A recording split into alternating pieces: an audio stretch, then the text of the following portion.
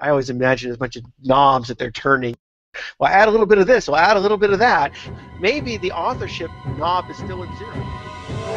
We have Rel Author, this thing that Google launched however long ago now. But this is all sort of that part of general notion of establishing identity, and I think that feeds into the ability to get more out of social signals too. The Real Author is a good example where their engine would have had something that would have been added on afterward, which was when they created it, they didn't have the idea that we have an author entity. So then they're having to go through and say, well, let's have a way that if we detect someone's an author, we can do the display purposes. But what about author ranks? Do we want to find a way that if we detect someone's an author that we should also rank things that way? That's a harder thing to build into your search engine after the fact.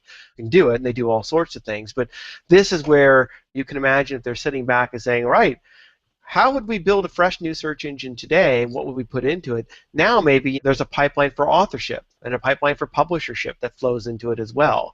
And maybe, when they look at the ranking things on the big ranking dashboard, I always imagine a bunch of knobs that they're turning. Well, add a little bit of this, we'll add a little bit of that. Maybe the authorship knob is still at zero, right? And that's not giving you any kind of a... There's a big thing called author rank, and there's like a piece of tape over it, and like, do not use until 2014. But maybe they take it off and they start to crank it up a little bit to see how it goes.